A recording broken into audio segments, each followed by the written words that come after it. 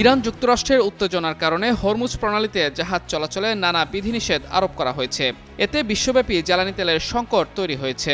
ইসলামাবাদে গুরুত্বপূর্ণ সংলাপের আগেই হরমুজ প্রণালী ঘিরে নতুন করে উত্তেজনা তৈরি হয়েছে। যুদ্ধবিরতির শর্ত অনুযায়ী প্রণালী খোলার কথা থাকলেও সেখানে এখনও জাহাজ চলাচল কার্যত স্থবির হয়ে রয়েছে।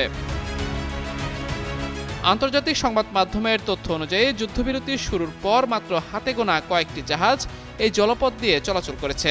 জাহাজ চলাচলের ট্র্যাকিংয়ের তথ্য বলছে, গত বুধবার থেকে এখন পর্যন্ত মাত্র 10টি জাহাজ হরমুজ প্রণালী অতিক্রম করতে পেরেছে। এই পরিস্থিতির মধ্যে নতুন একটি দাবি সামনে এসেছে। আন্তর্জাতিক গণমাধ্যমের বরাতে জানা গেছে, ইরান হরমুজ প্রণালী দিয়ে চলাচলকারী জাহাজগুলোর কাছ থেকে টোল আদায়ের অধিকার দাবি করেছে। বাংলাদেশের প্রথম 5D AI ইনভার্টার যুক্ত সর্বোচ্চ বিদ্যুৎ সাশ্রয়ী যমুনা এয়ার কন্ডিশনার। প্রতি ব্যারেল তেলের জন্য $1 করে শুল্ক চাওয়া হচ্ছে, যা ক্রিপ্টোকারেন্সির মাধ্যমে পরিশোধ করতে হতে পারে। এই খবরে প্রতিক্রিয়া জানিয়ে মার্কিন প্রেসিডেন্ট ডোনাল্ড ট্রাম্প ইরানের উদ্দেশ্যে সতর্কবার্তা দিয়েছেন।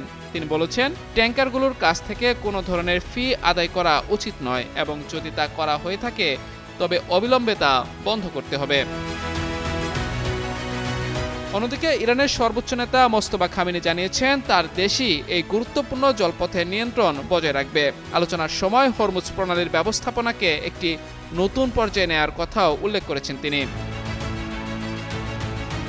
বিশ্লেষকদের মতে এই নতুন পর্যায় বলতে সম্ভাব্য টোল বা মাশুল আরোপের বিষয়টি বোঝানো হতে পারে। এমনটি হলে বিশ্ববাজারে জ্বালানি তেলের দাম আরও বাড়তে পারে বলে আশঙ্কা করা হচ্ছে। এদিকে বিভিন্ন প্রতিবেদনে বলা হয়েছে, হরমুজ প্রণালী পুরোপুরি উন্মুক্ত নয় এবং অনেক জাহাজ এখনও সেখানে চলাচল করতে ভয় পাচ্ছে। পরিস্থিতি অনিশ্চিত থাকায় শত শত তেলবাহী ট্যাঙ্কার প্রণালী অতিক্রমের অপেক্ষায় রয়েছে। আন্তর্জাতিক মেরিটাইম সংস্থার তথ্য অনুযায়ী এই সংকটের কারণে পারস্য উপসাগরে প্রায় 20,000 নাবিক কার্যত আটকা পড়ে আছেন। ফলে বৈশ্বিক জ্বালানি সরবরাহ এবং সমুদ্রপথের নিরাপত্তা নিয়ে নতুন করে উদ্বেগ তৈরি হয়েছে।